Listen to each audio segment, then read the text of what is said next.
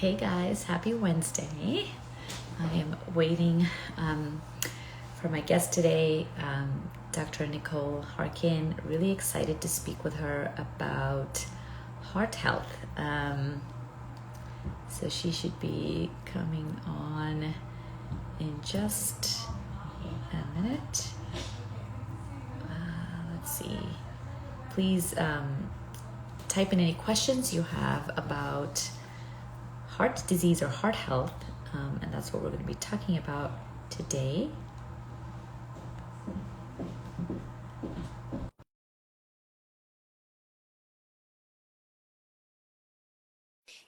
Okay. Hi. Good to see you. Great to see you. Absolutely. Thanks I'm for so excited we were joining able me. to make this work. Yes, great. Super thrilled. Thanks for coming on. And people are joining in. Hi, everybody. I am Dr. Prabakar from TheFibroidDoc. I am a board certified OBGYN. And today I am really excited to have Dr. Nicole Harkin on my IG Live. So we're going to get to it. But first, Nicole, why don't you Absolutely. So introduce thanks so yourself? much. So good to see everyone. Lots of people hopping on. Dr. Nicole Harkin. I am a preventive cardiologist here in San Francisco. I have a preventive cardiology clinic here in the city as well. And so I'm super excited to talk today about women's heart health and preventive cardiology and anything else that you guys want to talk about today. Awesome. Great. Thanks, everyone. And thank you for introducing yourself. And so I titled this Don't Break Your Heart, because, I mean, obviously, we don't want to break our heart, but, especially as women, that is the number one cause of death in women heart disease. And so I think this is a really, really important topic to discuss. So I wanted to go Sorry. ahead and just ask you. Oh, that's it. Go ahead. No problem. Wanted to just ask you some questions, and if our viewers, listeners, if you guys have questions, please type them in the chat as well. So tell us a little bit about what preventive cardiology means. That's what you said your title was, and that's kind of what your Yeah. niche and your Yeah, and I specialty think it's is. really important Talk to us about I'm that. glad you asked me that because not a lot of people know that that's actually a specific field within cardiology. There's not necessarily a board certification for it, but it is a specialized group of general cardiologists, which are heart doctors, who really are focusing on identifying all types of risk that may exist that contributes to the development of cardiovascular disease and then optimizing it whenever possible. And so we work with patients who have established cardiovascular disease and are hopefully looking to prevent another cardiac event or stroke. And then we also work with patients who don't have cardiovascular disease but may have risk factors. And so a lot of people in my practice, I think, an even balance of both. So people with established coronary artery disease, they've had stents or bypass grafts or things like that. And we're just really kind of optimizing cholesterol and blood pressure and all the things that I'm sure, we'll touch on today.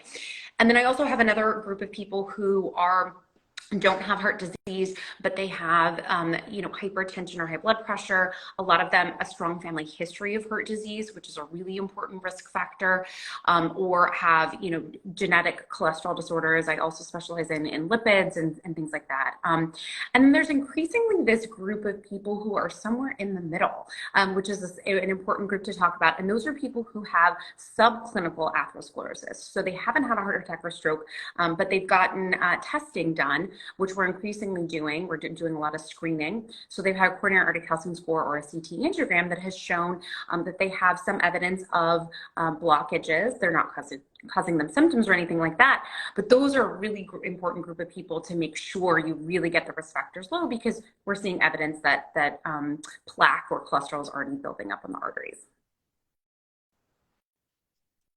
Fascinating. So this is so great because people have a chance to identify these risk factors and do something about it before they actually get a heart attack. So this is awesome. So it's really important to know your family history. And also, I love that you're doing this because I mean, I've never even heard of another cardiologist who has done this. So usually it's like you show up after you've had a major issue or chest pain or whatever, but really you're giving people the opportunity to Which we should get ahead do of the it, game. right? Like it shouldn't be I mean, you know this as well as I do, Yes. but unfortunately, um, oh no, does something happen? Okay. Oh, okay, there we Okay, go. great. No, no, Unfortunately, sort of the I can hear you. traditional Yeah. Go model ahead. is such that we pick things up late, right? It's sick care, not well care. And so, so much of what, your health insurance will pay for and all of this stuff is really just, once, like I've actually literally had, when I've called to get approval for cholesterol medicines, I've literally had insurance companies say, oh, they don't qualify because they haven't had a heart attack. Call me back when they've had a heart attack. It's like so, so right? And Makes no so yeah, so sense. I think, and I do think the tide is shifting where more and more we're talking about, okay, what kind of screening can we do? How can we optimize risk factors and things like that? But, I think it's really important Yeah, that we really change the dialogue such that we're not providing reactive care and we're providing, proactive data-driven care. absolutely. Prevention is better than cure. Okay, so what are some of the risk factors for heart disease? You touched on a couple things like high blood pressure, diabetes. Anything else that we should be thinking about, either in ourselves or family members, that, if our family has it, that we could also be at Yeah, increased risk absolutely. for? So I think of cardiovascular risk in terms of several different buckets. So one, first and foremost, is cholesterol. So elevated levels of LDL cholesterol or ApoB, which are those little vehicles that carry cholesterol and unfortunately can deposit into our arteries throughout our body. That really is the mechanism by which we develop atherosclerosis or plaque buildup. And so really kind of keeping an eye on those levels, both in your standard lipid panel and then potentially also in something called an ApoB, which actually counts the number of particles you have, is a really good idea to look at those. And we know from lots of different types of studies that the lower you can get that, the lower your risk of cardiovascular disease. And then there's lots of different other risk factors. You mentioned hypertension or high blood pressure, inflammation, chronic inflammation, diabetes or insulin resistance, excess adiposity, smoking. So many of these other risk factors that can potentially damage the blood vessels where what's called the endothelium, which is the little lining in those blood vessel walls, and make it more likely that those cholesterol lipoproteins can get stuck into the arteries and develop plaque and initiate plaque. And so those are sort of the big things that we think about when we think about cardiovascular risk. And those are all things that you can get checked either in blood tests or, a simple exam in the doctor's office. And then if anything is, not where we want it to be, then we can talk about different ways, both lifestyle as well as, pharmacotherapy to get those at goal. And then genetics is the other big one, which is unfortunately not modifiable, but is also really important. Genetics and age, those are the two not particularly modifiable risk factors that are just important to know about. And so we consider family history of premature cardiovascular disease a risk enhancing feature. So if you have a first degree male relative who's had a heart attack or stroke before the age of 55 or before the age of 65 in women. Okay, great. So I like that you mentioned ApoB. That's not something that we commonly see in blood work when we order a lipid panel, right?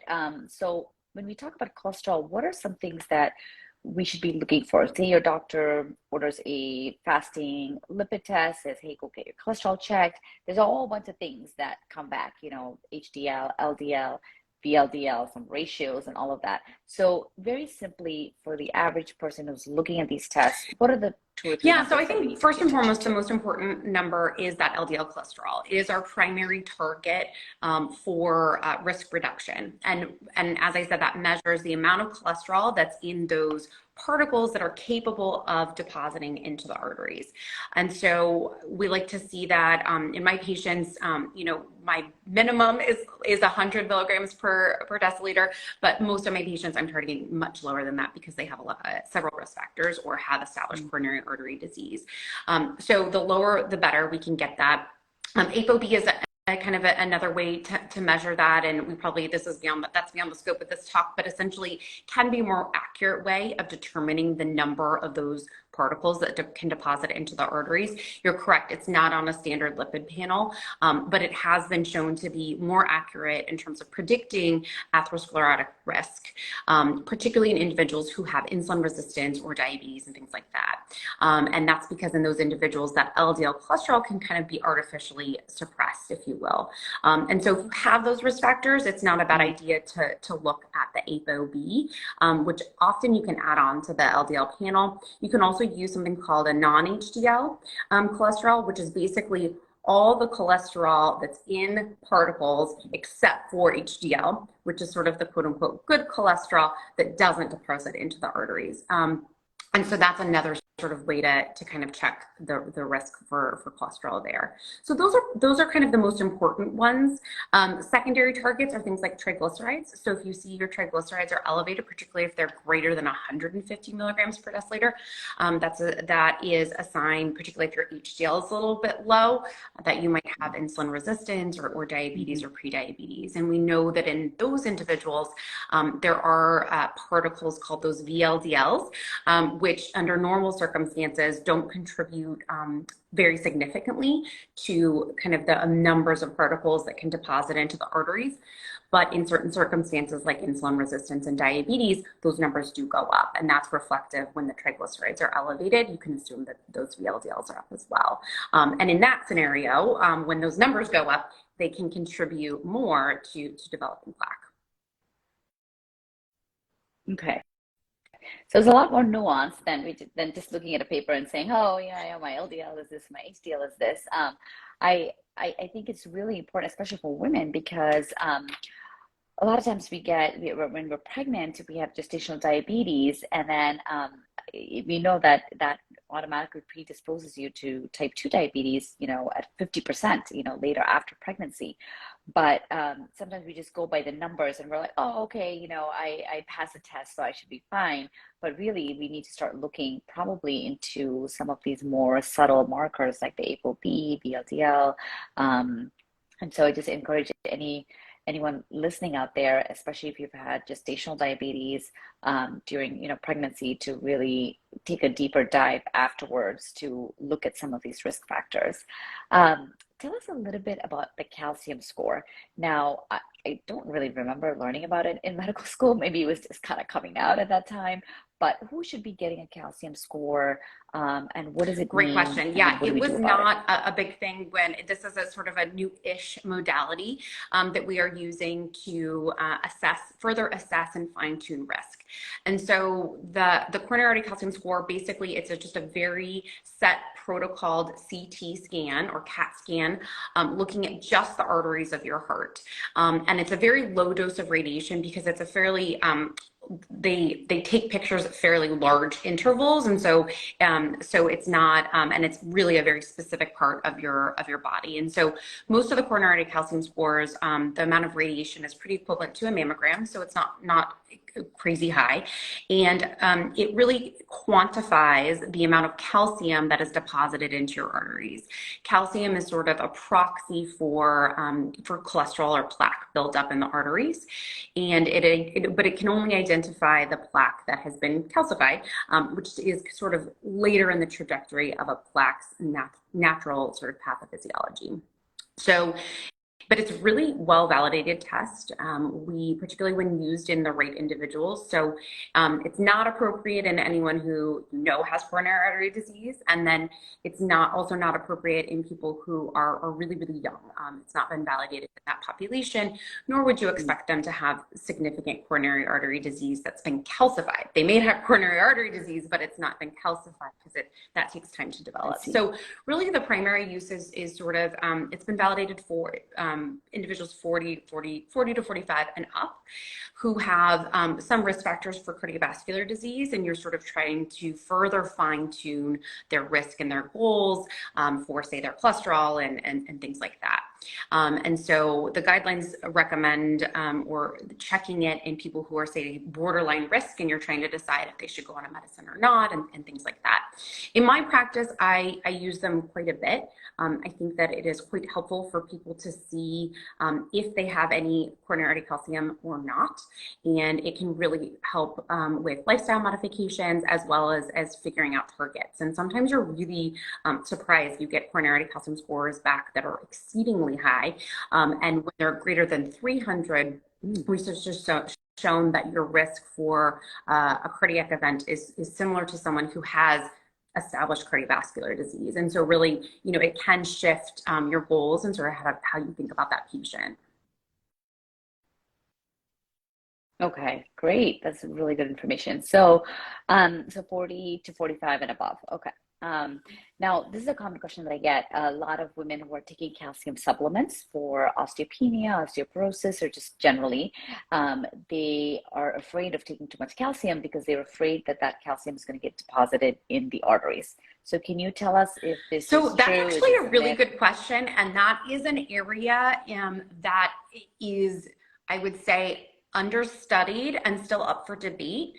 There certainly is some evidence that large quantities of calcium supplements can lead to increased coronary calcification, particularly if you're taking larger doses all at one time.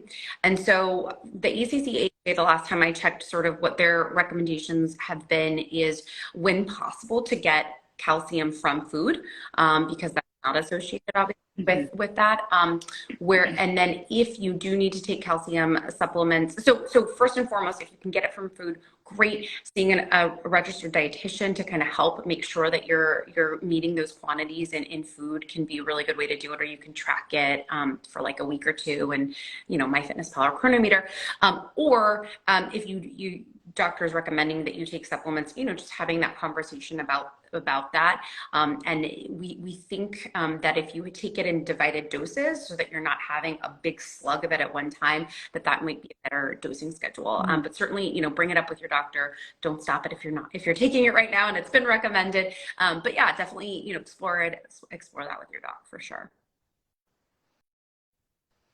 Okay. Yeah. I mean, increased amounts of calcium and large doses can also lead to kidney stones and other things, but also, bone health is also important. So I was just curious because several patients asked me, and I was like, oh, I don't really know the answer to that. There's definitely something there. So it's all about kind of, risk benefit. And again, it's going to be, the recommendation will probably be very different in someone who has no other cardiovascular risk factors. You've gotten, a full assessment, their CAC is 0, and, they have severe osteopenia, probably the benefits then outweigh the risk. So it's all about, that conversation and that personalized approach with your doctor. Yeah, perfect. That makes sense. Now, can you shed any light on ethnic differences and when it comes to cardiovascular disease, MIs? There's been some studies that have shown that South Asian patients are kind of at increased risk, especially South Asian men. So I was wondering if you keep that in mind when you sort of assess patients in your office, and if you particularly attribute slightly higher risk based on that's a great question. And I think we're exceedingly at that point where we're providing more personalized guidance based on gender, based on ethnicity and things like that. And you're exactly right. The population that has been shown to be at increased risk with similar cutoffs is Southeast Asian populations. And certainly within sort of the ACC/AHA guidelines, it is considered a risk enhancing feature. It's also really important to think of, there are different cutoffs when it comes to waist circumference and BMI, and that sort of thing. So I think we're really still a very long way off from truly getting into that very personalized care in terms of how you approach someone based on their specific ethnicity. But it's improving. Things like the polygenic risk scores, which takes your genes into account.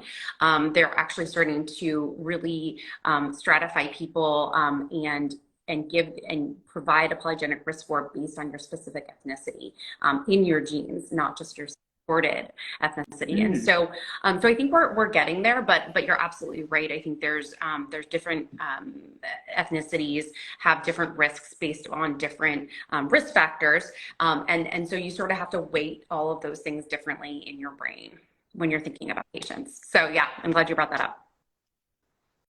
It's That's going to be fascinating. Really, yeah. I just got off a call with someone about it, so I'm like super amped about it.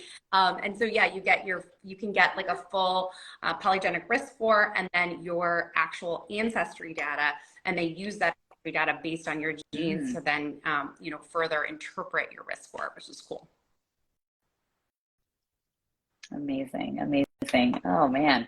All right. Well, I mean, this has been really great. Thank you for all this information that you've shared.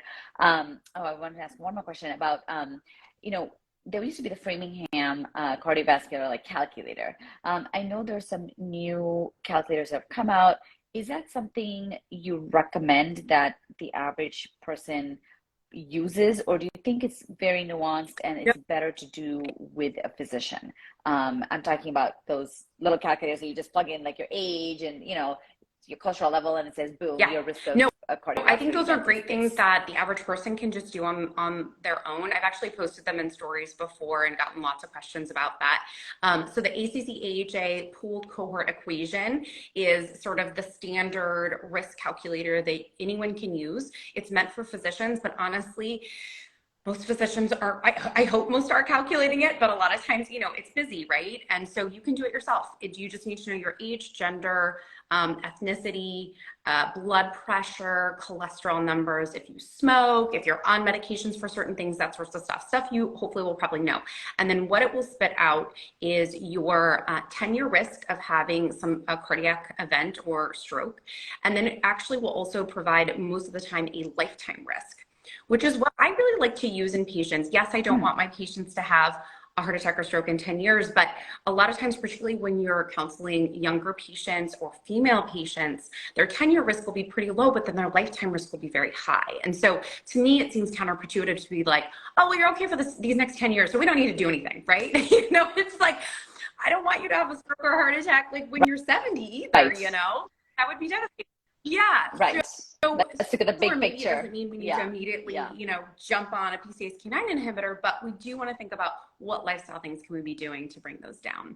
And then I'll just mention there's a couple other calculators that I also love. So the Reynolds calculator is great for women, and that particularly it takes into account your high sensitivity CRP, so an inflammatory marker, which was validated and shown to sort of change risk based on in women. And then the MESA calculator I use also, it tends to better perform in different ethnicities. And then also you can use, you can put in someone's coronary artery calcium score. And so I find that very helpful once I've gotten a coronary artery calcium score to then show patients how based on that number, it increases or decreases their risk, right? So if their coronary calcium score comes back at 0, oftentimes that down estimates their risk. Whereas if their coronary calcium score comes back much higher than anticipated for their age and gender, it bumps up their risk. And so that's just it's helpful to kind of provide them different numbers and then show them sort of where they rank based on their average, an average person with their age and gender. I'll send Got them it. to you. I mean, I wrote these down. I gotta look them up. Because I haven't even heard of these two calculators. That's great. I mean, I think more and more patients are looking to do things, on their own before they come to the doctor. Time is so short these days. And so I think the more tools we equip patients with, the better. But time is not short in your office. So tell us a little bit more about how you run your practice, what your practice is all about. Yeah. And, so where my practice is called Whole Heart Cardiology. As I said, it's in San Francisco. And I am, as you can tell, I love preventive cardiology. So I geek out with my patients for an hour, all about their heart. And we do deep dives with laboratory imaging to really get as close to a personal assessment as we can, and then together create a really data-driven plan and protocol to help optimize their risk factors and hopefully prevent heart attack and stroke. So that's my thing. That's awesome. And can you tell us? So it's just www.wholeheartcardiology.com. wholeheartcardiology.com, all one word. And then I'm here on Instagram, probably is my most active platform at Nicole Harkin MD. So even if you're not here in San Francisco, I'm actually licensed, by the way, in California, New York, and Florida. I do a fair as well. But awesome. also, you know, obviously there's lots of people that don't live in those states. And so just follow me here. I provide as much info as I can about sort of how I think about things and as much heart health data and information out there, because I just, as you said in the beginning of this is the #1 killer in all men, women, globally. And I think we do too much too late. And so I'm really passionate about getting this information out there so that people can be empowered and lower their risk now. Can I repeat it, please? Yes, www.wholeheartcardiology.com. And I'm sorry, people have been commenting stuff and it's like, I'm so bad at checking.